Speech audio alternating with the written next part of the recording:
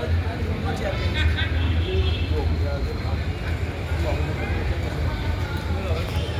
ગુજરાતની અંદર ટ્યુશન અધિનિયમ 2002 મુજબ કોઈપણ શાળાનો શિક્ષક માન્ય શાળાનો શિક્ષક શાળા છૂટ્યા પછી શાળાની અંદર કે શાળાની બહાર પૈસા લઈને કે પૈસા લીધા વગર ટ્યુશન ન કરી શકે એની જોગવાઈ છે. છતાં પણ ગુજરાતના તમામ શાળાના શિક્ષકો 1 થી 10 ધોરણના મેથ, સાયન્સ, ઇંગ્લિશના શિક્ષકો, 11-12 કોમર્સના એકાઉન્ટ, સ્ટેટિકો, બીએના શિક્ષકો, 11-12 સાયન્સના ફિઝિક્સ, કેમેસ્ટ્રી, મેથ્સ, બાયોલોજીના શિક્ષકો ખુલ્લેઆમ ટ્યુશન ક્લાસો ખોલીને પોતાની ટ્યુશનની હાટડીઓ માંડી રહ્યા છે. જે લોકો શાળામાં ભણાવતા નથી એ જ વિદ્યાર્થીઓને પોતાના ટ્યુશન ક્લાસમાં આવા દબાણ કરી રહ્યા છે અને વિદ્યાર્થીઓને વાલીઓનું શોષણ કરી રહ્યા છે.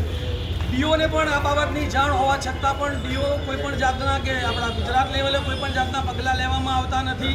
તો એની અમે ડીઓને આજે રજૂઆત કરવા માટે આવ્યા છીએ કે ભાઈ ડે સ્કૂલ જે ચાલી રહી છે તે પણ બંધ કરો, ડમી સ્કૂલો પણ બંધ કરો અને જે પણ શાળાનો શિક્ષક ટ્યુશન કરતો પકડાયો દરેક ક્લાસીસોમાં તમે તપાસ કરો અને દરેક ટ્રસ્ટીઓને નોટિસ આપો કે તમારી શાળાનો કોઈ પણ શિક્ષક ટ્યુશન કરતો હોવો જોઈએ નહીં તો શાળાની માન્યતા સુધી રદ કરવાના આકરા પગલાં લો.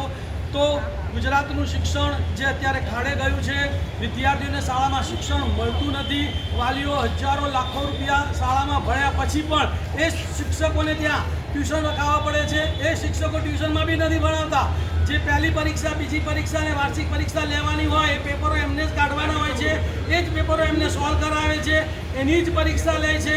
છોકરાઓ એમના ટ્યુશનમાં આવતા એને સારામાં સારા ગુણ આપે છે અને એને ટ્યુશનમાં ના જતા હોય અને નપાસ કરે છે કે ઓછા માર્ક આપીને એને પર માનસિક ત્રાસ આપી રહ્યા છે.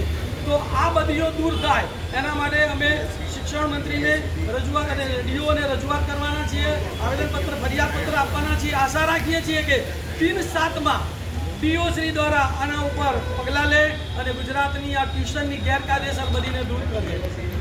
કે ભાઈ હવે આપણા બીજા